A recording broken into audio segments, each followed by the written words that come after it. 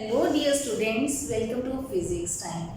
आज हम आपके लिए लेके आए हैं बेसिक मैथ्स फॉर फिजिक्स की वीडियो नंबर 5। इससे पहले मैंने 4 वीडियोस में जितना भी मैथ फिजिक्स में यूज़ होगा उनकी वीडियोस बनाई हैं, जिसमें ट्रिग्नोमेट्री डिस्कस किया है हमने और डिफरेंशिएशन या डेरिवेटिव डिस्कस किया है।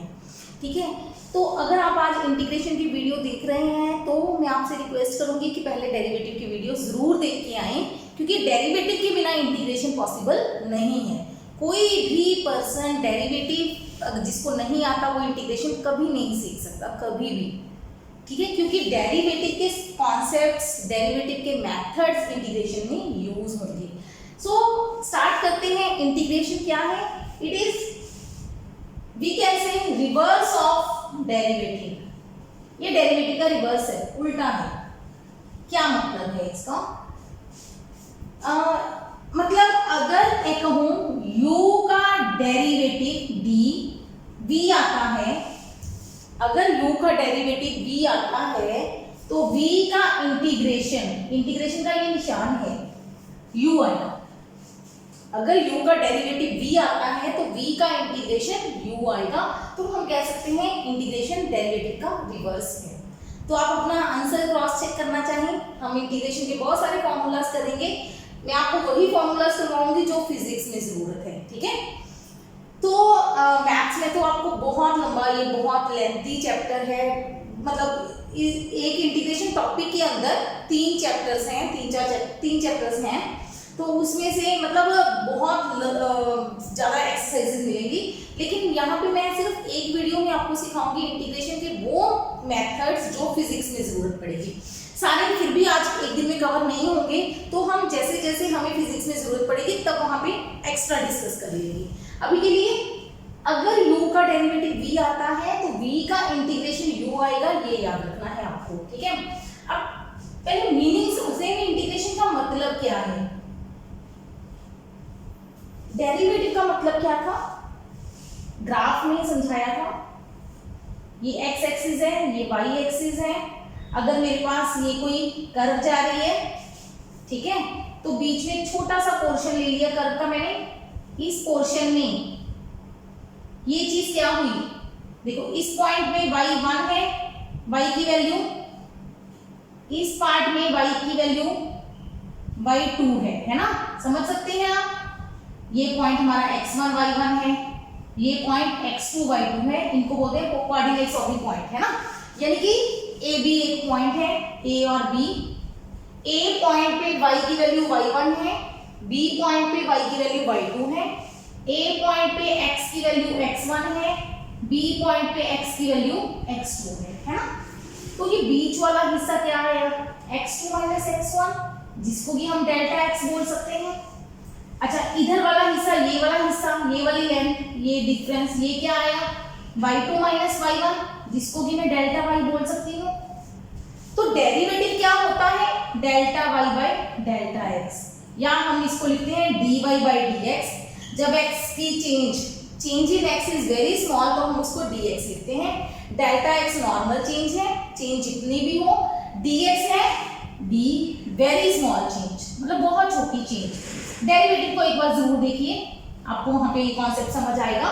तो delta y by delta x मतलब ये वाली लेंथ, ये डेल्टा y हुई, और ये वाली डेल्टा x, तो ये दोनों की रेशियो क्या हुई, tan थीटा। इन दोनों की रेशियो को हम क्या कह सकते हैं, tan थीटा। और tan थीटा का ही दूसरा नाम है स्लोप। तो मतलब डेरिवेटिव हमें क्या बताता है, slope of a line. Derivative क्या बताता था, slope of a curve. Curve की स्लोप कितनी है, स्लोप का मतलब उसका x एक्सिस से एंगल लो, x एक्सिस से एंगल लो, एंगल का tan लो, तो वो होती है स्लोप ऑफ द लाइन। ठीक है, ये डेरिवेटिव का मीनिंग था। अब आते हैं इंटीग्रेशन के मीनिंग पे। इंटीग्रेशन क्या बताता है, इसका स्लोप से कोई लेना देना नहीं है, देखते हैं। अब इंटीग्रेशन का फिजिकल मीनिंग सीखते हैं कि क्या है। ये हमारी x एक्सिस है, ये हमारी y एक्सिस है। मान लो मैं कह दूं आपको y इज कांस्टेंट, y कोई कांस्टेंट वैल्यू है, उसका ग्राफ बनाओ, y इक्वल टू 5 है, कांस्टेंट है। y की वैल्यू 5 ले लेंगे, 1 2 3 4 5, ग्राफ बनाना आता है। x की वैल्यू 1 2 3 4 5 6। अब इसकी ग्राफ बनाओ तो x की वैल्यू 1 ले लो, y क्या आएगा 5, x की वैल्यू 2 ले लो, y क्या आएगा 5, y हमेशा 5 रहेगा। ये ग्राफ बन गया। अब मैं कहूँ find area of graph with x axis. अब इस ग्राफ का एरिया x एक्सिस के साथ निकालो, तो कैसे निकालेंगे हम? कैसे निकालेंगे एक लाइन का एरिया x एक्सिस के साथ? आप लाइन के दो एंड पॉइंट्स लो, दो पॉइंट्स लो, उसको x एक्सिस से मिलाओ, दोनों को मिलाया तो बीच वाला एरिया जो होगा वो होगा ग्राफ का एरिया विद x एक्सिस। अब ये शेप कौन सी बनी? रेक्टेंगल। रेक्टेंगल का area with x axis from x equal to 0 to x equal to 6, ऐसे कुछ कहा है मैंने। तो x इक्वल टू 0 मतलब 0 तक मिला दो, फिर दूसरी पॉइंट को 6 तक मिला दो, फिर एरिया निकालेंगे। एरिया रेक्टेंगल का एरिया पता है, लेंथ इनटू ब्रेड्थ। ये 5 है, ये 6 है, 5 इनटू 6 30 सेंटीमीटर स्क्वायर, या जो भी यूनिट्स होंगे, है ना। एरिया ऑफ द ग्राफ निकालना आ गया। अच्छा, अब मान लो मेरे ग्राफ की शेप है कुछ इस तरह से, x y ये जा रहा है ग्राफ। अब इस लाइन का एरिया बोल दिया, एरिया निकालो, वही 0 टू 6, ये 6 है, ये वैल्यू 5 है, ये 0 है, ऐसे कुछ ग्राफ है। एरिया निकाल दोगे? बिल्कुल निकाल देंगे जी। ट्राइंगल बन रही है, ट्राइंगल का एरिया क्या होता है? एरिया हाफ बेस, बेस कितना है 6, एल्टीट्यूड कितना है 5, 2 3 जा 5 15, ये भी एरिया हो गया, है ना। ये दो एरिया हमें निकालने आते हैं, रेक्टेंगल आ गया, ट्राइंगल आ गया, ठीक है। अच्छा, एक और बनाते हैं। मान लो एरिया में कह दो आपकी जो लाइन है, ग्राफ है, वो ऐसे है, यहां से यहां तक, ये वैल्यू 1 है, ये वैल्यू 6 है, ये वैल्यू 2 है, ये वैल्यू 3 है, कुछ इस तरह से एरिया। अब कह दूं निकालो, मतलब 0 से 6 ना होके मैं कह दूं 1 से 6 ले लो, तो निकाल दोगे। ये ट्रेपीजियम बन जाएगा, ट्रेपीजियम का एरिया निकाल सकते हो, या निकाल लो रेक्टेंगल प्लस ट्रायंगल, निकाल लोगे ना। इस तरह की चीजें आप कर सकते हैं, आपको आता है ये मेथड, है ना, आता है ये मेथड। चलो फाइनली आते हैं, जरूरी नहीं हमारी शेप ग्राफ की सिंपल होगी, स्ट्रेट लाइन होगी। ये स्ट्रेट लाइन ग्राफ थे, चाहे हॉरिजॉन्टल, चाहे इंक्लाइंड, चाहे जैसे मर्जी, स्ट्रेट लाइन ग्राफ थे। अब मान लो हमारी कर्व कुछ इस तरह से है। डिस्टेंस डिस्प्लेसमेंट के क्वेश्चन अगर आपने किए होंगे तो बॉडी कुछ इस शेप में जा रही है, या बॉडी की वेलोसिटी है, मैं कहती हूँ इस तरह एक्सिस में वेलोसिटी है, ठीक है। कभी वेलोसिटी बढ़ गई, फिर रुक गई, फिर बढ़ गई, फिर बढ़ गई, ऐसे कुछ हो रही है, ठीक है। अब आपको इसका एरिया चाहिए, अब आपको नीचे वाला एरिया चाहिए। क्या आपने आज तक इसका एरिया निकालने का कोई मेथड पढ़ा है? 10th क्लास तक आपने कभी इसका कोई मेथड नहीं पढ़ा, तो यहाँ पे हम मेथड यूज करेंगे इंटीग्रेशन का। कैसे निकालेंगे इसको, यहीं पे आपको कॉन्सेप्ट समझ आएगा इंटीग्रेशन है क्या। आप क्या करो, इसकी छोटी सी पट्टी काट लो, एक छोटी सी पट्टी काट लो, जिसकी ये साइड कितनी है dx और ये साइड कितनी है, अब y चेंज हो रहा है, इस पॉइंट को मैंने मान लिया y1, छोटी सी पट्टी, बिल्कुल पतली सी। तो इस छोटी सी पट्टी का एरिया क्या आ जाएगा, ये एरिया, लेंथ इनटू ब्रेड्थ, ये रेक्टेंगल बन रही है, y into y1 into dx। अच्छा, ऐसी ही पट्टी यहां पे काट लो, कितनी चौड़ाई की dx, अब उसका y चेंज हो गया। अब उसका ध्यान दो, मैं ऊपर वाला पार्ट क्लियर कर दूं, ऊपर वाला एक बार नोट कर लिया। देखो हम क्या करेंगे, अब हम दूसरी पट्टी काटेंगे, उसका y लेंगे, ये y मान लो चेंज हो गया y2 आ गया, तो एरिया हो गया y2 dx। ऐसे एक पट्टी यहां पे ले लो, इसका ये y हो गया y3, चौड़ाई वही है dx, y3 dx, है ना। कुछ इस तरह से करके हम सारी पट्टियों को जोड़ेंगे, मतलब हम मानेंगे हमने कितनी पट्टियां काटी, एंड पट्टियां काटी, तो हमारा जो एरिया आएगा वो छोटी छोटी रेक्टेंगल्स का सम आएगा, y1 dx plus y2 dx plus up to yn dx, ऐसे करके, मतलब 1 2 उल्टा पुल्टा मैंने कर दिया। यहाँ पे 1 ले लो फर्स्ट पट्टी y1, सेकंड पट्टी का y2, मतलब इसके साथ ही जो नेक्स्ट पट्टी है वो y2, थर्ड पट्टी y3, y4, y5 ऐसे करके, तो समझ लो सारी पट्टियों को एरिया को जोड़ दिया। तो जोड़ना वाला पार्ट होता है समेशन, उसको सिग्मा सिंबल से लिखते हैं, सिग्मा सम, सिग्मा y dx, dx सब में सेम है, y yn है, n की वैल्यू कहां से कहां जाती है, 0 से n। ये समेशन का मतलब क्या होता है, समेशन का मतलब क्या है, अगर आप मतलब अगर मैं सिंपली बोलूं आपको, समेशन xi है, i की वैल्यू 1 to 5 है, इसका मतलब क्या होता है, जहां जहां पे आपको i दिख रहा है वहां वहां पे पहले मान लिख दो, x1 plus x2 plus x3 plus x4 plus x5, ये समेशन का मतलब होता है। अगर मैं कह दूं x, ये समझ आ गया, अब मैं कह दूं i is equal to 1 2 3 xi yi, तो क्या बनेगा, i को पहले 1 लिखो मतलब x1 y1 प्लस फिर i को 2 लिखो x2 y2 plus x3 y3, कुछ इस तरह से, मतलब i की वैल्यू 1 से 3 तक, 1 से 3 तक जाएगी, तो हमारा ये सिग्मा का मेथड होता है। सिग्मा समझ आ गया, ये सिग्मा है, ये इंटीग्रेशन नहीं है, लेकिन इंटीग्रेशन भी एडिशन ही है इन एरियाज की। अब इस चीज में क्या प्रॉब्लम है, अब इस पट्टी का एरिया देखो, इस पट्टी का एरिया, ये इस छोटी सी पट्टी का एरिया देखो, मैंने बोल दिया ये वैल्यू y3 है, लेकिन y3 में ध्यान दो, इसका और इसका फर्क होगा थोड़ा थोड़ा y में, मतलब ये भी डेल्टा y होगा या dy होगा, थोड़ा सा चेंज आ रहा है, या ये कह लो मैंने इसको y3 ले लिया तो ये एरिया छूट गया मेरा, मैंने y3 into dx ले लिया, ये एरिया छूट गया, ऊपर वाला छोटा सा एरिया कट गया ना, रह गया। तो जब आपकी कर्व छोटी छोटी पट्टियों में प्रॉपर ना काटी जा सके कि आपकी y में भी चेंज आ रही है लगातार, तो हम इस सिग्मा को रिप्लेस करते हैं बाय इंटीग्रेशन। हम सिग्मा की जगह पे क्या यूज करते हैं, इंटीग्रेशन।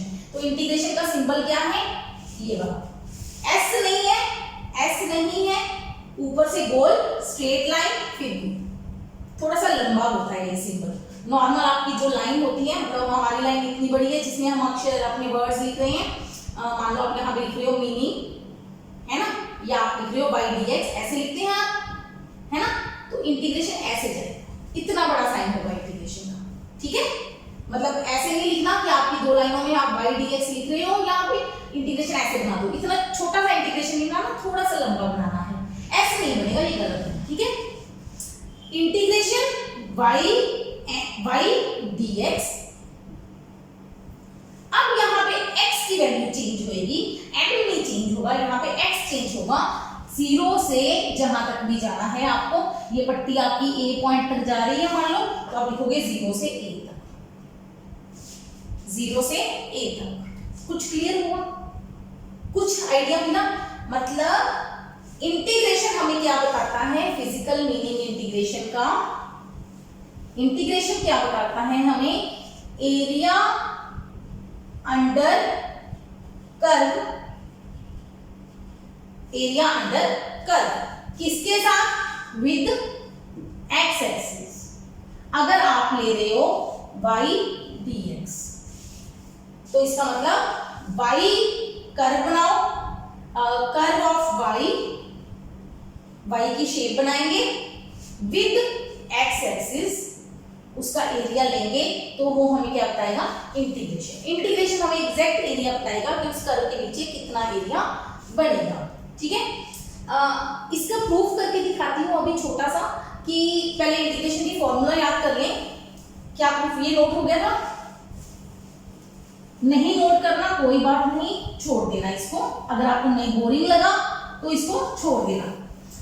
जो नॉन मेडिकल वाले स्टूडेंट्स हैं वो मैथ्स में जरूर पढ़ेंगे, अभी तक नहीं पढ़ा होगा आपने, अगर आप प्लस 2 में आएगा, ये प्लस 2 में कॉन्सेप्ट आएगा, अगर आप प्लस 2 कर रहे हो तो आप समझ चुके होंगे ये चीज। देखो एक रेक्टेंगल का एरिया हमने अभी किया, अगर y इक्वल टू 5 है तो हमने किया था आंसर 0, 6 और 5, आंसर 30 आया था ना एरिया। अभी इसका प्रूफ भी देखेंगे, पहले इंटीग्रेशन के मेथड लगा लें। ये मैंने यहाँ पे एक बार बना के छोड़ दिया आपको, तो हमें ध्यान रहे कि हमें ये टॉपिक कंप्लीट करना है। अब करते हैं इंटीग्रेशन के फॉर्मूलास। डेरिवेटिव के फॉर्मूला याद है, बिल्कुल याद चाहिए आपको। डेरिवेटिव ऑफ x की पावर n, x की पावर n का डेरिवेटिव क्या था? x वेरिएबल होता था, n कांस्टेंट होता था, तो डेरिवेटिव क्या आता था? पावर मल्टीप्लाई x की पावर n माइनस 1, यही था ना। अब हमारे पास x की जब भी इंटीग्रेशन लिखना है आपके पास क्या होना चाहिए? एक y एक dx, ऐसे होना चाहिए इंटीग्रेशन। dx x वेरिएबल है, मतलब x की जगह कुछ भी आ सकता है, तो y है वो उस फॉर्म में होना चाहिए। देखते बताती हूँ कैसे, एक मिनट। मतलब आप लिख सकते हो u की n तो du होना चाहिए, t की n तो dt होना चाहिए, समझ रहे हो? जो यहाँ पे वेरिएबल है वही वेरिएबल dt होना चाहिए, तब आप इंटीग्रेशन कर पाओगे। मतलब अगर आपके पास ऐसा हो जाए y की पावर n dx, तो आप आंसर नहीं निकाल सकते, सीधा आंसर नहीं निकाल सकते। आंसर कब निकालोगे? जब ये x हो तो ये x हो, दोनों सेम होनी चाहिए, तब ये रूल लगेगा। मेरे पास y dx था, मैं इसका आंसर डायरेक्ट नहीं निकाल सकती, ठीक है ना। y dx का आंसर नहीं आएगा, y की वैल्यू पुट करनी पड़ेगी x की फॉर्म में। मतलब अगर आपको दिया हो y x² है, y की n dx का आंसर निकालो, तो आप y की वैल्यू पहले पुट करोगे, फिर आप आंसर निकालोगे, फिर निकाल सकते हो, ठीक है। ये बात बहुत इंपॉर्टेंट है, याद रखनी है। कैसे निकालते कैसे हैं? डेरिवेटिव में पावर क्या होती थी? एक कम, यहाँ पे एक पावर जुड़ेगी, यहाँ पे एक पावर ऐड होगी। इसको ऐसे याद कर सकते हैं, x की पावर n है, यहाँ पे x की पावर 1 है, मल्टीप्लाई है तो पावर ऐड हो जाएंगी, ठीक है। अच्छा, यहाँ पे पावर से क्या करते थे? मल्टीप्लाई, यहाँ पे उल्टा चलेंगे, पावर से क्या करेंगे? डिवाइड। ये आंसर है आपका इंटीग्रेशन का। x की पावर n का इंटीग्रेशन x की power n plus 1 divided by n plus 1। इधर क्या होगा? इंटीग्रेशन u की power n plus 1 divided by n plus 1, t की power n plus 1 divided by n plus 1। एक और चीज बताती हूँ, यहाँ पे हम लगाएंगे एक c is constant of integration, c is constant of integration, ठीक है। सब जगह पे c चिपका दो, सब जगह पे c चिपका दो। ये फॉर्मूला समझ आ गया? ये दो फॉर्मूले तो सेम ही लिखे हैं, सिर्फ समझाने के लिए तो मैं इनको मिटा दूं। अब बात है मैंने c क्यों लिखा, आपने नोट किया? मैंने यहाँ पे x की कोई वैल्यू नहीं बताई भी, x की वैल्यू 0 से 5 लेनी है, नहीं बताई ना। इस तरह के इंटीग्रेशन को बोलते हैं इनडेफिनेट इंटीग्रल, इनडेफिनेट इंटीग्रेशन। मतलब x की वैल्यू फिक्स नहीं है कि कहां से कहां जाना है। इनडेफिनेट इंटीग्रेशन के केस में आपको c लगाना पड़ता है, कांस्टेंट ऑफ इंटीग्रेशन। अगर मेरे पास इंटीग्रेशन हो किसी चीज का इंटीग्रेशन a to b, तो कैसे निकालेंगे? तो हम कांस्टेंट नहीं लगाएंगे, ऐसे बोल देते हैं कांस्टेंट नहीं लगाएंगे, एक्चुअली कांस्टेंट लगा भी सकते हो, इसमें भी लगा सकते हो। फिर आपने क्या लिखना है, इसको सीखो, ये बहुत इंपॉर्टेंट है, फिजिक्स में इसकी बहुत जरूरत पड़ने वाली है, दोनों की। अगर a to b आ जाए, लिमिट दी हो, इसको लिमिट बोलते हैं, क्या बोलते हैं? लिमिट्स। तो इस इंटीग्रेशन को बोलते हैं डेफिनेट इंटीग्रल। अगर लिमिट दी है, लिमिट मतलब x की वैल्यू a से x की वैल्यू b जाएगी, मतलब ये लिमिट किसकी होगी? हमेशा जो आप dx के साथ, d के साथ लगा रहे हो, d जो चेंज हो रहा है, चेंज कौन हो रहा है? x की वैल्यू a से b तक चेंज हो रही है, तो आपने क्या करना है? पहले इसका इंटीग्रेशन ले लेना है, ये फॉर्मूला हमें याद है, ठीक है, ये फॉर्मूला हमें याद है। तो फिर उसके बाद लिख देना है a से b, पीछे ब्रैकेट डाल के पीछे लिखना है a to b। इंटीग्रेशन आगे लगता है, जब आप इंटीग्रेशन निकाल लेते हो तो लिमिट पीछे लिखते हैं और ब्रैकेट लगाते हैं, इंटीग्रेशन नहीं लगाते। तब इंटीग्रेशन हो चुका, ये इंटीग्रेशन भी खत्म हो गया, dx भी खत्म हो गया, dx खत्म हो गया, ठीक है। जैसे डेरिवेटिव में हम लगाते थे d by dx, याद है? dy by dx। जब डेरिवेटिव ले लेते थे, जब डेरिवेटिव निकाल लेते थे, हम कहते थे y is equal to x की पावर n, तो डेरिवेटिव होता है ये। डेरिवेटिव निकालने के बाद हम dy dx छोड़ देते थे, है ना, दोबारा तो नहीं d लिखते थे ना, वो चीज है। अब a to b लिख दिया। अब क्या करना है? पहले x की जगह पे अपर लिमिट पुट करनी है, ऐसे पहले x की जगह पे b पुट करना है, माइनस x की जगह पे a पुट करना है। ये है हमारा मेथड इनडेफिनेट इंटीग्रल का और ये डेफिनेट इंटीग्रल का। डेफिनेट इंटीग्रल में आपको सिर्फ एक स्टेप एक्स्ट्रा करना है, ए और बी। पहले बी अपर लिमिट पुट करनी है, जो भी अपर होगी जो भी ऊपर होगी ए टू बी, तो पहले बी पुट करना है फिर ए पुट करना है, माइनस कर देना है दोनों को। ये है डेफिनेट इंटीग्रल का मेथड, ठीक है। अब कोई कहते हैं कैसे याद रखें, इसमें कांस्टेंट नहीं लगाना, लगा लो भाई, कोई प्रॉब्लम नहीं है। कांस्टेंट तो कांस्टेंट है, तो इसमें भी कांस्टेंट आ जाएगा, इसमें भी कांस्टेंट आ जाएगा। माइनस करेंगे तो कांस्टेंट, ये प्लस सी है, सी और सी आपस में माइनस कर रहे हैं, कट जाएंगे। इसीलिए हम कहते हैं डेफिनेट इंटीग्रल में कांस्टेंट लगाना जरूरी नहीं है। डेफिनेट में जरूरी नहीं है, इनडेफिनेट में लगाना है। डेफिनेट और इनडेफिनेट हो जाएंगे।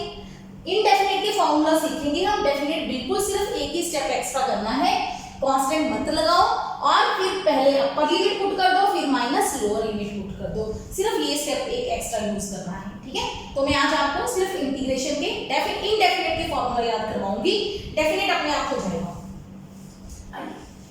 चलो अभी इसी से सीखते हैं। अभी यहाँ पे आधा कॉन्सेप्ट हुआ है, मैंने कहा था derivative is integration is reverse of derivative. इसका मतलब मैंने आपको बोला था कि अगर u का डेरिवेटिव v है तो v का इंटीग्रेशन u आएगा, या उल्टा चलते हैं, अगर v का इंटीग्रेशन u है तो u का डेरिवेटिव v आना चाहिए। मतलब मेरे पास ये कौन है, x की पावर है। इसका मतलब अगर मैं इसका डेरिवेटिव लूं,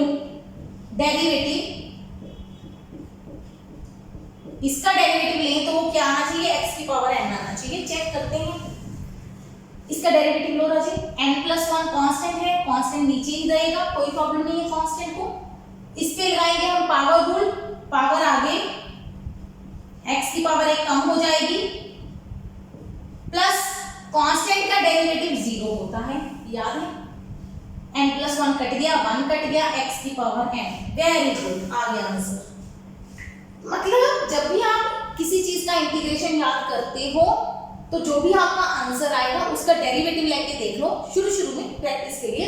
अगर वो डेरिवेटिव सेम आ गया तो आपका इंटीग्रेशन सही है, अगर डेरिवेटिव सेम नहीं आया तो इंटीग्रेशन गलत है, ठीक है। क्लियर? ये है हमारा डेरिवेटिव और इंटीग्रेशन का आपस में रिलेशन, कि अगर a का डेरिवेटिव b आ रहा है तो b का इंटीग्रेशन a आना चाहिए, ठीक। इसीलिए कांस्टेंट लगाते हैं, क्योंकि देखो हो सकता है हमारे पास जो मतलब अब इंटीग्रेशन आया है, कोई टर्म आई है तो किसी का डेरिवेटिव लेके के आई है, तो हो सकता है उसके साथ +2 कांस्टेंट लगा हो, आपने नहीं लगाया तो इसीलिए हम एक कांस्टेंट लगा देते हैं c, क्योंकि कांस्टेंट का डेरिवेटिव 0 ही हो जाना होता है, आपके पास आंसर सेम आ ही जाएगा, ठीक है। प्रैक्टिस करते हैं, x की पावर 1 dx आ जाए तो क्या आंसर बनेगा, यही रूल है, x की power 2 divided by 2 plus c। x की पावर हाफ आ जाए तो क्या आंसर आएगा, √x आ जाए, मतलब √x, तो क्या आंसर बनेगा, x की power half plus 1 divided by half plus 1, x की power 3/2 divided by 3/2 plus 1 plus c, ये आएगा 2, इसको ऊपर ले जाओ, 2x की पावर 3/2 को ना अगर सॉल्व करना चाहो तो x की पावर 1, x की पावर हाफ कर सकते हैं, मतलब x √x बन जाता है अगर चाहिए हो तो। चलो मैं तो ये लिख देती हूँ 2/3 प्लस c, ठीक है। अगर आ जाए 1/√x तो x की पावर क्या बन जाएगी राजे, -½ ऊपर लेके जाना है पहले हमेशा, तो x की power -½ plus 1 divided by -½ plus 1 plus c, x की power half divided by half plus c, मतलब 2√x प्लस c। डाउट हो इसका डेरिवेटिव लेके चेक कर लो, वो आंसर आएगा, पक्का आएगा इसका डेरिवेटिव वो, ठीक है। हो गया नोट। लास्ट एक और कर लेते हैं, अगर आ जाए 1/x dx तो क्या होगा, x की -1 dx, x की power -1 plus 1 divided by -1 plus 1 plus c, x की power 0 divided by 0 plus c। ये गलत हो गया, बिल्कुल गलत, मैंने जानबूझ के बनाया था। यहाँ पे कंडीशन होती है n should not be equal to -1, ये फॉर्मूला तब लगेगा क्योंकि अगर n -1 हो गया तो हमारा डिनोमिनेटर -1 प्लस 1 0 हो जाएगा, डिनोमिनेटर 0 मतलब हमारी टर्म अनडिफाइंड हो जाएगी, ठीक है, तो हमने वो स्टेप नहीं करना। अगर x 1/x हो, अगर x की पावर -1 हो तो ये मेथड नहीं लगेगा, पावर रूल नहीं लगेगा। बाकी हर जगह पे पावर रूल लगेगा, सिर्फ इस स्टेप में पावर रूल नहीं लगेगा। ठीक है, तो फिर अब 1/x का सिखाऊं, इसको क्लीन कर दो। 1/x का करने से पहले एक छोटा सा स्टेप और करवा देती हूं। अगर मेरे पास हो सिर्फ dx हो, शॉर्टकट आंसर है d और इंटीग्रेशन कट के x आंसर आएगा प्लस कांस्टेंट। जब इनडेफिनेट है तो कांस्टेंट लगाना है, डेफिनेट है तो कांस्टेंट की जरूरत नहीं है। पर ये आया कैसे? क्योंकि dx के आगे क्या होगा 1, मल्टीप्लाई 1 से तो कर ही सकते हैं ना। 1 को हम क्या लिख सकते हैं, x की पावर 0 dx, x की पावर 0 का integration 0 + 1 divided by 0 + 1 plus c, मतलब x की power 1 divided by 1 x plus c हो गया। तो मतलब 1 का इंटीग्रेशन x प्लस c होता है। ठीक है, 1/x बचा है, अभी बताती हूँ उसका भी आंसर। और चीज सीख लो एक तो, अगर आ जाए 5x, ऐसा कुछ आ जाए 5 की जगह पे ऐसे लिखते हैं mx कर देते हैं,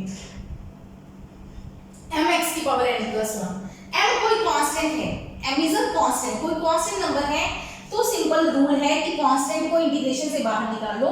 इंटीग्रेशन के अंदर आपको सिर्फ वेरिएबल चाहिए होते हैं। डेरिवेटिव में भी कांस्टेंट बाहर आ जाता था, इंटीग्रेशन में भी कांस्टेंट बाहर आ जाएगा, सिर्फ अंदर कौन चाहिए, वेरिएबल जो चेंज करता है। चेंज कौन करता है, x।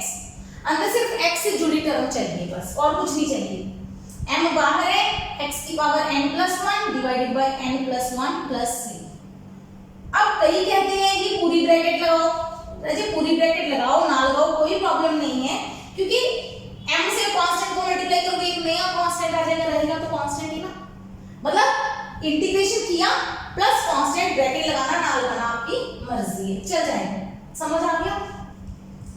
अभी उस क्वेश्चन को भी कंप्लीट करवा दो, यहाँ पे छोड़ रखा है जिसको मैंने 1/x बचा हुआ है, बताती हूँ उसका भी, वो लग गया थोड़ा सा। अब देखो यहाँ पे मुझे y dx का इंटीग्रेशन चाहिए एरिया निकालने के लिए। एरिया क्या होगा, मैंने बताया y dx का इंटीग्रेशन। y कौन है, 5। कहां से कहां तक करेंगे, x की वैल्यू 0 से 6 तक जा रही है, ऐसे लिखेंगे 0 to 6। 5 बाहर, इंटीग्रेशन किसका बचा, dx का 0 से 6। dx का इंटीग्रेशन x + c। वैसे डेफिनेट में c लगाने की जरूरत नहीं है, पर मैं आपको करके दिखा रही हूँ कि लगा भी लोगे तो भी कोई फर्क नहीं पड़ेगा। नहीं लगाओगे तो फर्क पड़ना ही नहीं। आप निकालेंगे कैसे, पहले x की जगह पे 6 पुट करोगे, 6 + c। x की जगह पे पहले अपर लिमिट पुट करेंगे, माइनस x की जगह पे लोअर लिमिट कौन है, 0 + c। ब्रैकेट खोल दो, 5 × 6 + c - c कट गया, c ना भी लगाते तो भी कट जाना था ना। 5 × 6 कितना आ गया आंसर, 30।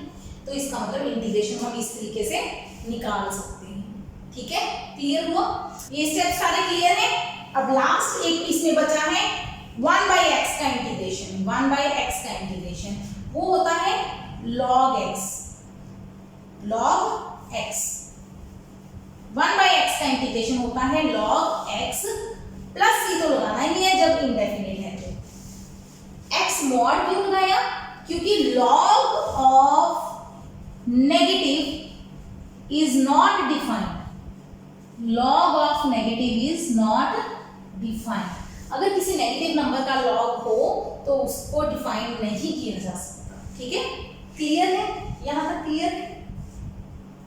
अच्छा, log x का डेरिवेटिव 1/x होता था, हमने वहां पे पढ़ा था। ठीक है, ओके, ये क्लियर हो गया हमें सारा चीज, ये सारा फंडा क्लियर। अब देखो आगे, ये एक स्टेप समझ आ गया। अब मान लो आपके पास क्वेश्चन हो ax + b की power n dx। ax + b की पावर n है, x की पावर n नहीं है, तो क्या हम ये रूल लगा सकते हैं, ये वाला रूल लगा सकते हैं, कुछ इस तरह की टर्म आ जाए तो हम ये ax + b, इसको ना सॉल्व करने के कई मेथड हैं। मैं आपको एक रूल याद करवाती हूँ। पहले आप अंदर वाली टर्म चेक करो, ब्रैकेट के अंदर वाली टर्म।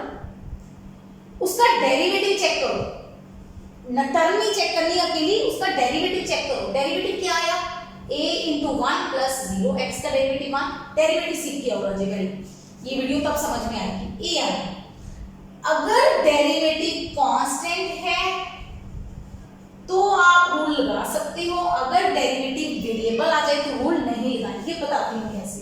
आप इसका इंटीग्रेशन करोगे तो इंटीग्रेशन रूल लगाओगे, ax प्लस बी की power n plus 1 divided by n plus 1 plus c।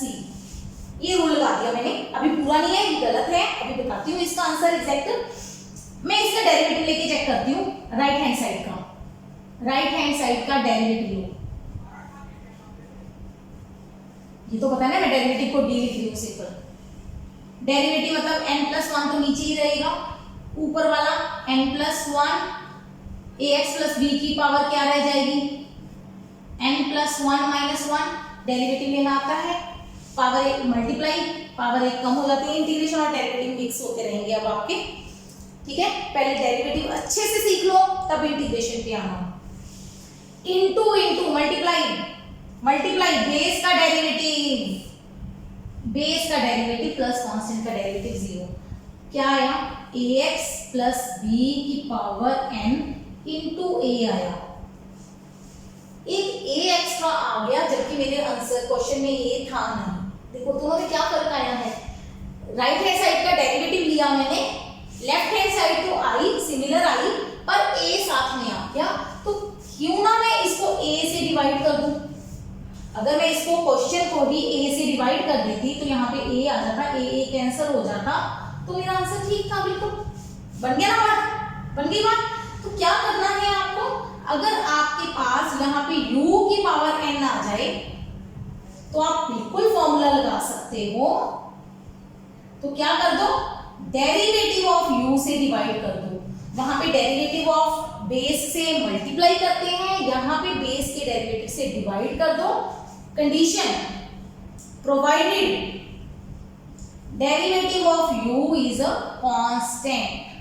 ये ध्यान देना है बेटा, डेरिवेटिव u का क्या होना चाहिए, कांस्टेंट। इसकी फिजिक्स में कम जरूरत पड़ेगी, लेकिन एक बार रूल समझा रही हूँ तो एक बार क्लियर करना जरूरी है। कैसे, मान लो x स्क्वायर प्लस 1 की पावर 3 dx आ गया आपके पास, आप इस पे ये रूल लगा दो, x की power square plus 1 raise to power 4 divided by 4 into base का डेरिवेटिव 2x से डिवाइड कर दो, प्लस कांस्टेंट लगा दो, तो इसका डेरिवेटिव चेक करोगे ये नहीं आएगा, तो ये गलत है, ये गलत है, क्योंकि मेरे जो बेस है उसका डेरिवेटिव कांस्टेंट नहीं है। ठीक है, ये याद रहेगा, ये कांस्टेंट नहीं है। x आ गया, फिर से x आ गया, इसमें a आया था, x नहीं आया था, तो रूल लगा सकते थे। जब x आ जाए कांस्टेंट नहीं है तो आप ये रूल नहीं लगाओगे, कभी भी नहीं लगाओगे। अगर आपके बेस का डेरिवेटिव, मतलब उसमें बेस के डेरिवेटिव से मल्टीप्लाई करते थे, हम ये नहीं देखते थे कि बेस का डेरिवेटिव क्या आया, हमने मल्टीप्लाई कर देना है। यहाँ पे जो बेस का डेरिवेटिव आएगा उससे आप डिवाइड हमेशा नहीं कर सकते, तब करोगे जब बेस का डेरिवेटिव कांस्टेंट है। ठीक है, बेस रूल डेरिवेटिव का याद करो, डेरिवेटिव में बेस के डेरिवेटिव से मल्टीप्लाई करते थे बिना देखे कि बेस है कौन। यहाँ पे बेस के डेरिवेटिव से तब डिवाइड करेंगे जब बेस का डेरिवेटिव कांस्टेंट हो, क्योंकि अगर मैं इसका डेरिवेटिव लेना चाहूँ, इसका डेरिवेटिव ये नहीं आएगा। क्यों नहीं आएगा, क्योंकि ये दो टर्म्स वेरिएबल आ गई, तो यहाँ पे u डिवाइडेड बाय v का रूल लगेगा डेरिवेटिव का। ठीक है, तो आंसर कभी भी आपका ये मैच नहीं करेगा, तो ये रूल नहीं लगाना। ठीक है, जहां तक हम ये यूज नहीं करेंगे, हमें फिजिक्स में इतने स्टेप की जरूरत नहीं पड़ेगी, लेकिन हाँ एक बार मैथ सीख रहे हो साथ में तो इसको नोट कर लो। आगे चलते हैं, जो और फिजिक्स में जरूरत पड़ेगी e की पावर x dx की, e की पावर x का डेरिवेटिव क्या होता है, e की पावर x। अगर e की पावर 2x आ जाए तो डेरिवेटिव क्या होता है, e की power 2x into derivative of 2x, मतलब e की पावर 2x मल्टीप्लाई 2, है ना। इधर भी सिमिलर मेथड ही है, e की पावर x का डेरिवेटिव इंटीग्रेशन e की पावर x, क्योंकि इसका डेरिवेटिव यही आएगा। अगर e की पावर 2x आ जाए तो e की power 2x divided by 2, power के डेरिवेटिव से डिवाइड, वहां के पे पावर के डेरिवेटिव से मल्टीप्लाई, पावर के डेरिवेटिव से डिवाइड, e की पावर माइनस एक्स आ जाए, e की power minus x divided by -1, ठीक है। Condition derivative of power should be constant, ये जरूरी है। अब डेरिवेटिव में क्या है, e की पावर x स्क्वायर क्या होता है, e की power x square multiply 2x, derivative में ठीक है, लेकिन अगर इंटीग्रेशन में यही करना चाहोगे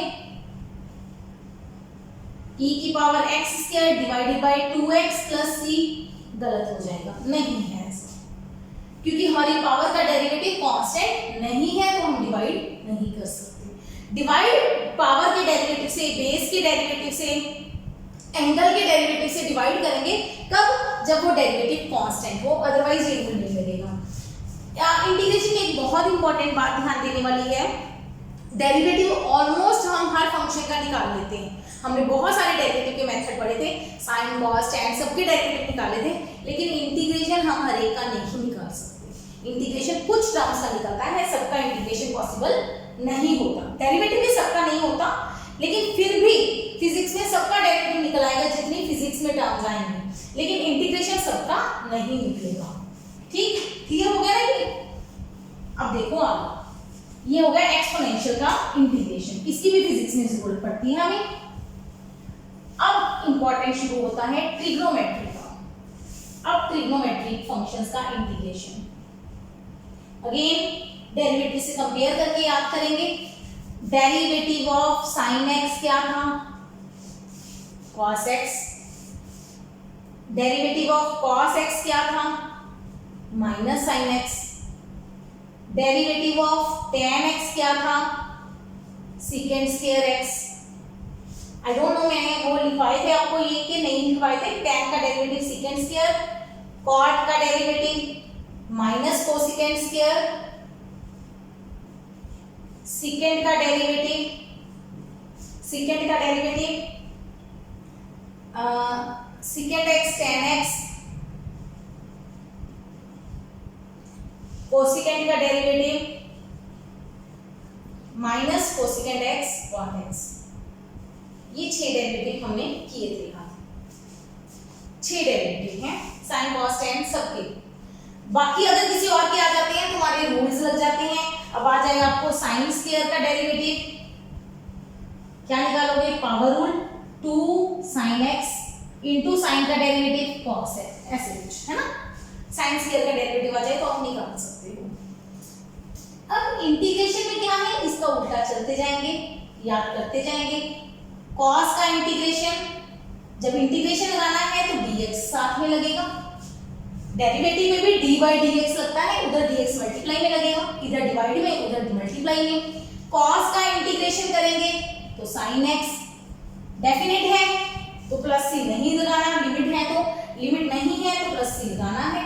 राइट का डेरिवेटिव लेते जाओ, इंटीग्रेशन लेते जाओ राइट साइड का। राइट साइड कौन है, माइनस साइन, माइनस साइन का इंटीग्रेशन लूंगी तो cos x आएगा, इसका मतलब साइन का इंटीग्रेशन लूंगी तो माइनस cos x आएगा। c तो प्लस माइनस c को कोई फर्क नहीं पड़ता, c को कोई फर्क नहीं पड़ता, c तो कांस्टेंट है, 5 भी कांस्टेंट है, -5 भी कांस्टेंट है, 2 भी कांस्टेंट है, -2 भी कांस्टेंट है, √100 भी कांस्टेंट है, -√100 भी कांस्टेंट है। ठीक, अच्छा, सीकेंड स्क्वायर का इंटीग्रेशन हमें जरूरत पड़ेगी फिजिक्स में, tan x plus c। Cosecant square का integration minus cot x plus c। Secant tan का integration secant x plus c। Derivative के उल्टा चलते जा रहे हैं हम सारे के। कोसेकेंड x का integration, cosecant x cot x का integration minus cosecant x plus c। चलो ये हो गई सारी ट्रिग्नोमेट्री की। अब आप कहेंगे कि आपने tan x का इंटीग्रेशन नहीं करवाया, मैंने अभी tan का नहीं करवाया, cot का नहीं करवाया ना, वो रहते हैं। एक बार इसको नोट करो, एक बार इसको नोट करो, आगे समझाती हूँ। अब मैं सिखाती हूँ आपको tan का इंटीग्रेशन कैसे निकालेंगे। tan x,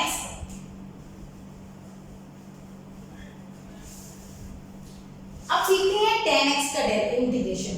tan का इंटीग्रेशन कैसे निकालेंगे, वो होगा हमारा log of cos x। अब ये कहां से आया, कैसे, कितने फॉर्मूले याद करोगे।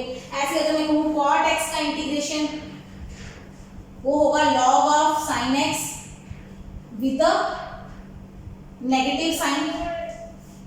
ये नेगेटिव आएगा, ये पॉजिटिव आएगा, कुछ ऐसा है, कुछ ऐसे फॉर्मूला से चेक करते हैं। हम इसका डेरिवेटिव लेके देखते हैं ना, derivative of minus log cos x plus C, इसका डेरिवेटिव लो, चेक करो।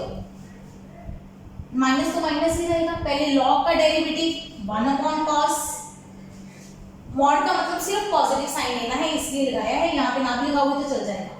cos का डेरिवेटिव माइनस साइन, कांस्टेंट का डेरिवेटिव 0, माइनस माइनस कट गए, sin अपॉन cos tan आ गया, बिल्कुल ठीक है ना। कुछ कुछ आइडिया हो रहा है, समझ आ रहा है ये चीज। ऐसे cot का डेरिवेटिव log sin x, आप चेक करोगे log sin का derivative cot x integration, cot का इंटीग्रेशन log sin, तो log sin का डेरिवेटिव लोगे तो cot x आ जाएगा, ठीक है। तो पॉजिटिव नेगेटिव इतने रट्टे हम कहां से मारेंगे, 6 फॉर्मूले तो आपने पहले याद करवा दिए मैडम, है ना। पहले हमने डेरिवेटिव में याद किया, अब इंटीग्रेशन में इतने फॉर्मूले तो हम पागल हो जाएंगे। मैं आप कहूंगी आपको ये सारे फॉर्मूले आप याद मत करो, आप अब फॉर्मूले याद मत करो, अब आप एक मेथड सीखो। कौन सा method, substitution method, substitution method. अब ये सीख लो, आपके सारे क्वेश्चन हो जाएंगे। हम इसको करते हैं, tan को लिखते हैं sin ओवर cos, लिख सकते हैं, कोई प्रॉब्लम तो नहीं है।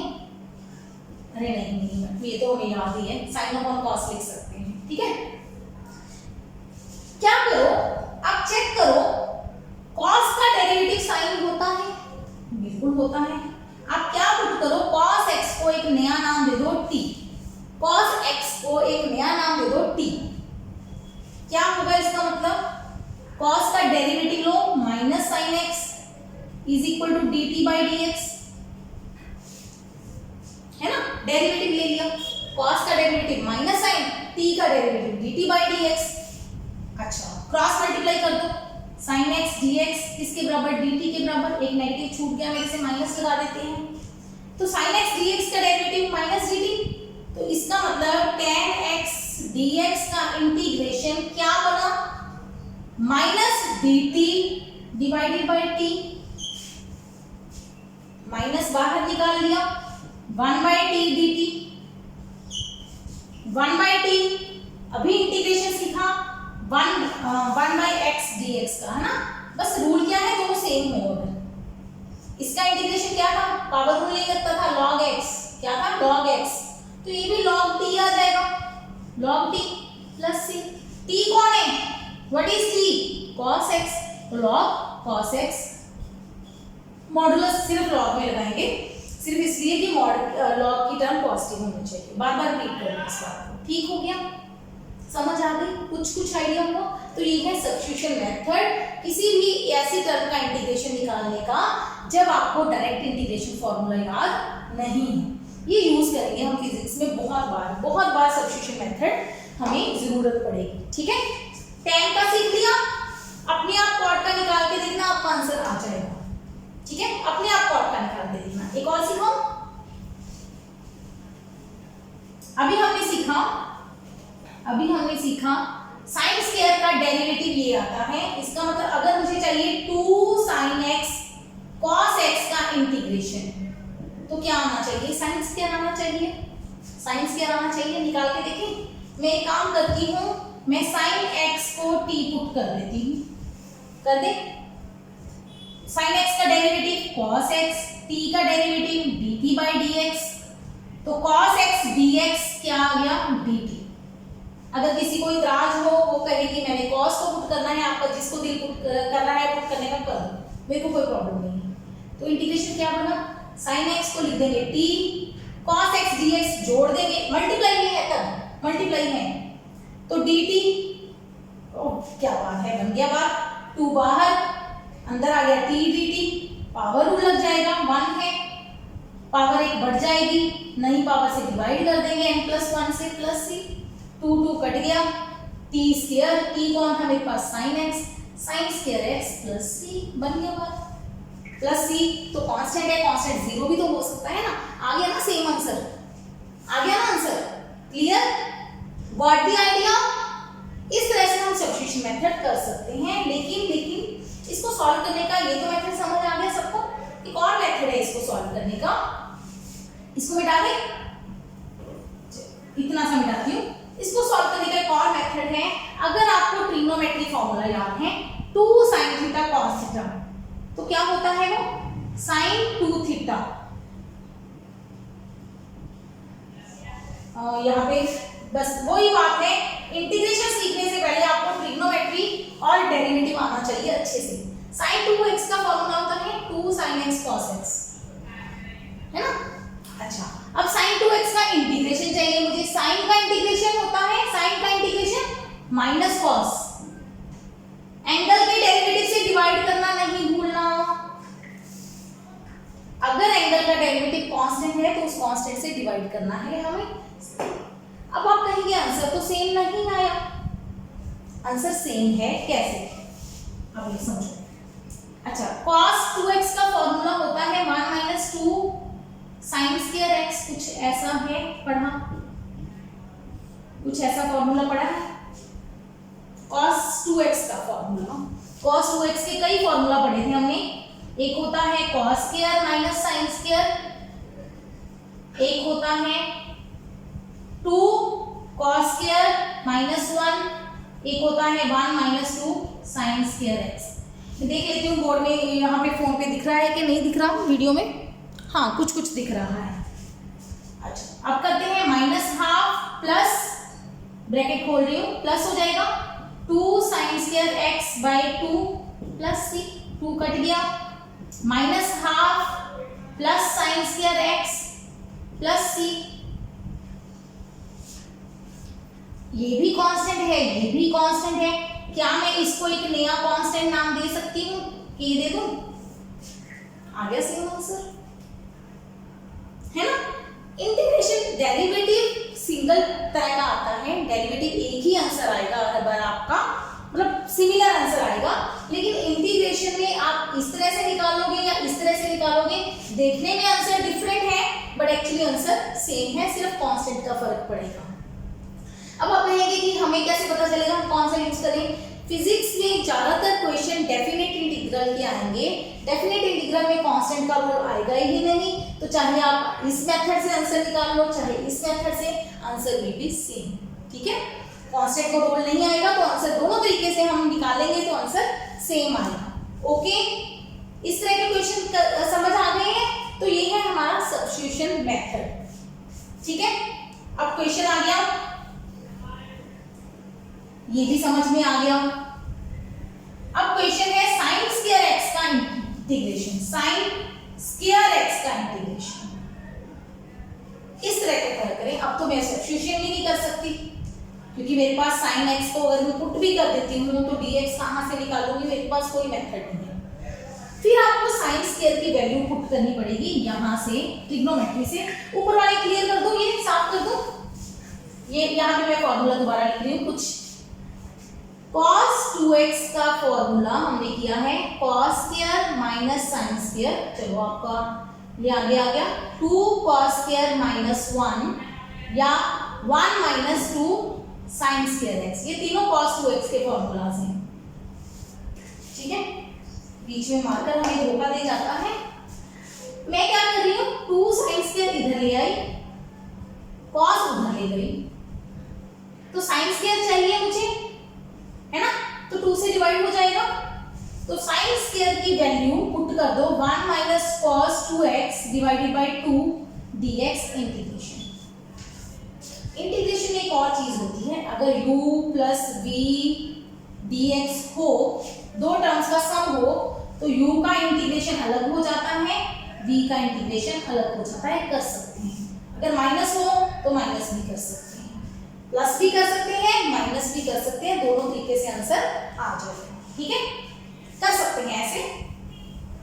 अब इसमें दो चीजें हैं, अब इसमें मैं 1/2 बाहर निकाल देती हूँ। इंटीग्रेशन के अंदर कौन बचा, एक 1 dx minus cos 2x dx।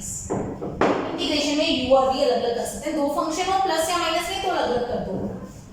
Half 1 का इंटीग्रेशन x cos 2x का इंटीग्रेशन, cos का इंटीग्रेशन होता है sin, cos का डेरिवेटिव माइनस sin होता है, cos का इंटीग्रेशन प्लस sin होता है, डिवाइडेड बाय 2 प्लस कांस्टेंट लगाना है, लगा दो, नहीं लगाना ना। फिजिक्स में हमें सिर्फ डेफिनेट इंटीग्रल से काम होगा 99%, 100% नहीं, एक आध कुछ क्वेश्चन ऐसे भी आएंगे जिसमें डेफिनेट इंटीग्रल नहीं होगा, ठीक है। तो ये चीज समझ में आ रही है, x माइनस साइन 2x/2 प्लस कांस्टेंट c, ठीक है। ये हो गया हमारा इंटीग्रेशन निकालने के काफी सारे मेथड। एडिशन सब्ट्रैक्शन भी डिस्कस कर ली हमने, सब्स्टिट्यूशन मेथड भी सीख लिया, क्यों ना। लास्ट रूल, कोई भी चीज लास्ट नहीं होती, मैं हर बार बोलती हूँ। एक और रूल करवा देती हूँ, प्रोडक्ट रूल।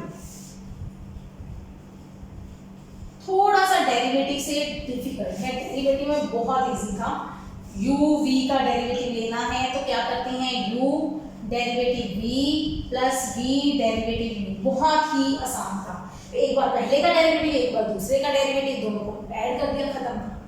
अच्छा, derivative of u by v क्या था, डिवाइड में नीचे v square, v derivative u minus u derivative v, ठीक है। इंटीग्रेशन में सिर्फ प्रोडक्ट रूल सीखेंगे हम, थोड़ा सा डिफिकल्ट है u v का डेरिवेटिव, इंटीग्रेशन u v का इंटीग्रेशन कैसे निकालते हैं। u इंटीग्रेशन v, पहले u को बाहर लिया, v का इंटीग्रेशन लिया, माइनस माइनस माइनस क्या करना है, derivative of u integration of v, पहले इन दोनों को मल्टीप्लाई करना है। सोचो, u के डेरिवेटिव v के इंटीग्रेशन, दोनों को मल्टीप्लाई किया, दोनों को मल्टीप्लाई करके कुछ आंसर आएगा, उसका फिर से इंटीग्रेशन, कंबाइंड इंटीग्रेशन। ये है हमारा प्रोडक्ट रूल। जब आपको दो डिफरेंट टर्म्स पे का इंटीग्रेशन करना है, हो सकता है हमें एक दो क्वेश्चन फिजिक्स में इस टाइप के मिल जाए।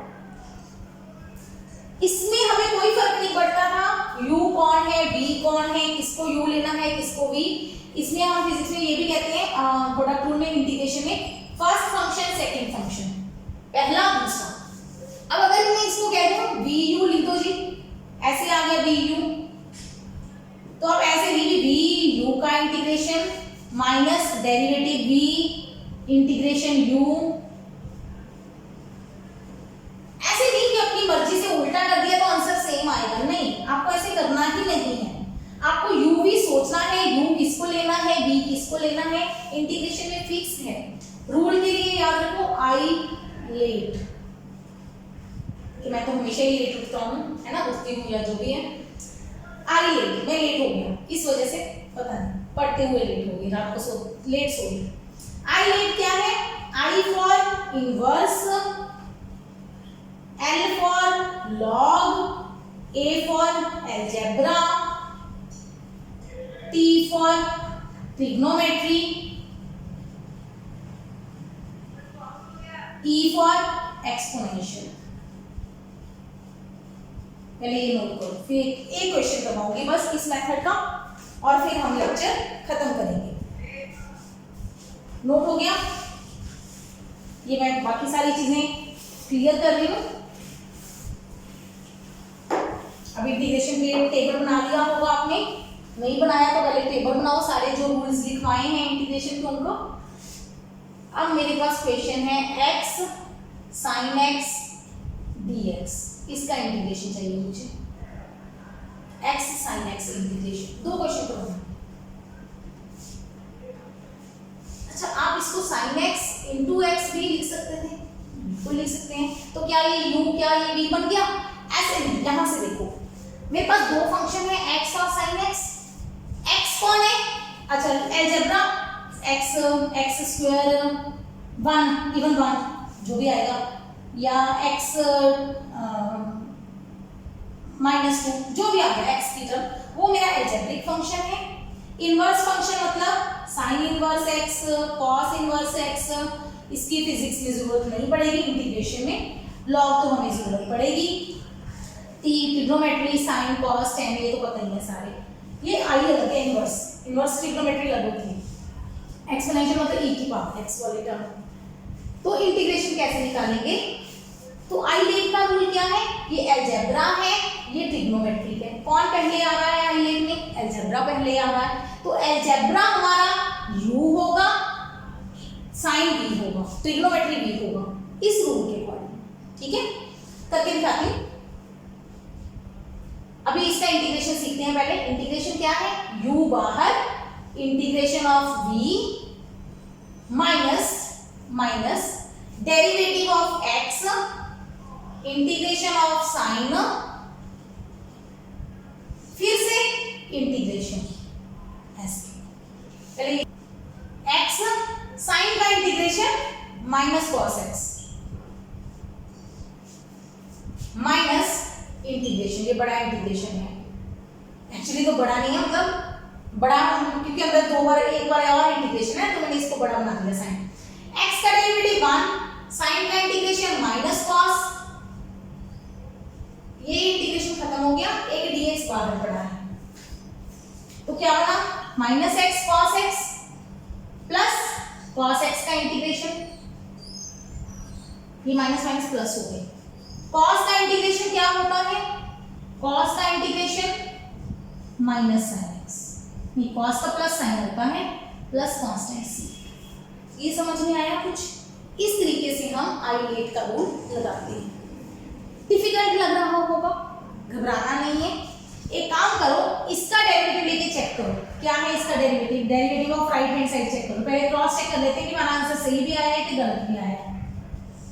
प्लस सी का डेरिवेटिव, पहली टर्म प्रोडक्ट रूल लगाएंगे। डेरिवेटिव बहुत आसान है इंटीग्रेशन से, इंटीग्रेशन में रूल थोड़े ज्यादा कॉम्प्लिकेटेड हो जाते हैं। माइनस छोड़ दिया, x cos का derivative minus sine plus cos x का डेरिवेटिव 1, पहली टर्म हो गई, प्लस साइन का derivative cos x plus constant का डेरिवेटिव 0। ये कुछ समझ में आया? क्या कर दिया? Minus x sine x plus cos x plus 0 छोड़ देंगे, है ना। ब्रैकेट खोल दो, ये माइनस की वजह से प्लस हो जाएगा, ये माइनस के कारण ये कॉस माइनस का हो जाएगा, ये कॉस प्लस का है, ये दोनों कट गए। आंसर क्या आ गया? X sine x. बिल्कुल ठीक, हमारा आंसर आ गया, हमारा आंसर आ गया। राइट साइड का डेरिवेटिव लिया तो लेफ्ट साइड भी गई, है ना। डिफिकल्ट डेरिवेटिव कितना आसान था। प्रोडक्ट रूल लगाना है, बिना देखे समझे प्रोडक्ट रूल चिपका दो, आंसर आ जाएगा आपको, है ना। एक और क्वेश्चन करिए, अब आपके पास आ जाए x dx का इंटीग्रेशन। अब x कौन है? अलजेब्रा। e कौन है? एक्सपोनेंशियल। a पहले आता है कि e पहले आता है? a पहले आता है, तो a हमारा u होगा, e हमारा v होगा, है ना। पहले तो ये डिसाइड करना है, तो रूल लगाएंगे u integration v minus derivative u derivative of x integration of v combined integration, फिर से dx लगा देना है। लगाओ, स्टेप बाय स्टेप चलना है। x पहले इसका इंटीग्रेशन e की पावर x ही होता है माइनस u का डेरिवेटिव x का डेरिवेटिव 1, e की पावर x का इंटीग्रेशन e की पावर x, फिर से इंटीग्रेशन पढ़ा है तो आंसर आ गया x e की पावर x माइनस e की power x plus constant c। Constant angle चिपका देना है, ठीक है। ना भी चिपकाओगे चल जाएगा, कोई बात नहीं, कांस्टेंट पे कोई फर्क नहीं पड़ता। यहाँ मैथ में तो पड़ेगा, फिजिक्स में चल जाएगा। अब इसका डेरिवेटिव लेके चेक करना खुद से, आंसर ये आ जाएगा, पक्का आ जाएगा, ठीक है। हो गया, एक और करवा दो। मजा आ रहा है? नहीं मजा आ रहा, वीडियो छोड़ के भाग जाओ, बहुत हो गया क्वेश्चन। मेरे को ये है कि एक ही वीडियो में आपको इंटीग्रेशन मैक्सिमम करवा दूं, x log x। अब देखो, अब पंगा पड़ेगा। अब मेरा log x कौन है? What is my log x? log x क्या लेते हैं हम? u। log x किसको लेते हैं हम? u को, क्योंकि log ये log फंक्शन है, मतलब ये u होगा, अलजेब्रा बाद में आता है तो ये v होगा, ये x अलजेब्रा है, तो इसको उल्टा लिखेंगे। पहले log x into x dx integration, पहले ऐसे लिखेंगे। पहले लॉग फिर अलजेब्रा, LA, ठीक है, लेट के अकॉर्डिंग। तो इंटीग्रेशन का रूल लगाएंगे, log x integration x minus derivative of log integration of x, combined integration, है ना, समझ में आ रहा है। log x, x का integration x square by 2 minus integration log का डेरिवेटिव x का इंटीग्रेशन, x कट गया, x square log x divided by 2 minus राजे ये x बाई 2 आया, 1 बाई 2 छोड़ा, x का integration x square by 2 plus c, खत्म। ये समझ में आ जाएगा ना, x कट गया था, एक x बचा, 1 बाई 2 बाहर, x का इंटीग्रेशन x स्क्वायर बाई 2, ठीक हो गया। अब खुद से करके आना, छोड़ रही हूँ आपके लिए, ये नोट कर लिया, मिटा दूं। अब ये खुद से करके आना और आंसर मिला लेना, मैं आंसर लिख देती हूँ, सिर्फ log x का इंटीग्रेशन, बस। और इसी के साथ हम लेक्चर खत्म करेंगे। आंसर आएगा x log x minus x, ठीक है, ठीक करवा दो,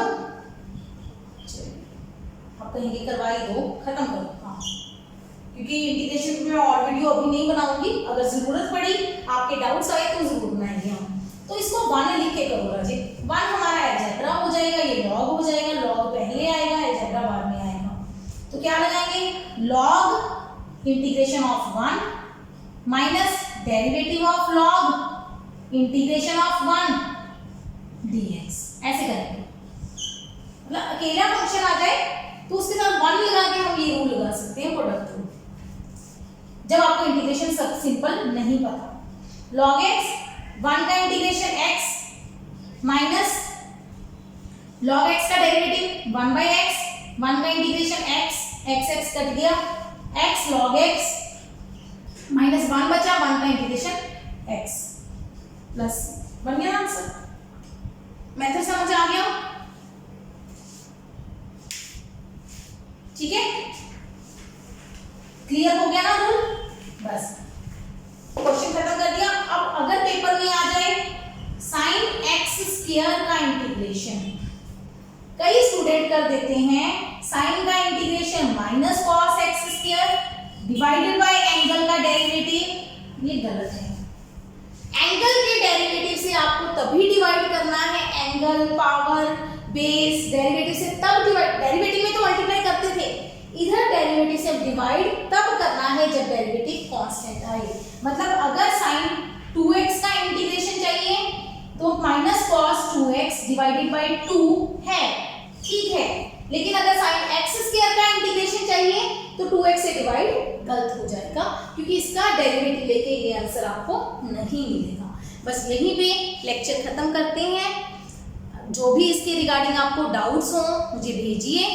वैसे फिजिक्स में जब हम इनको ज़रूरत पड़ेगी हमें फिजिक्स में, तो हम ये पार्ट्स रिवीजन करते रहेंगे वहाँ पे, ठीक है। Till then keep watching, keep learning, take care.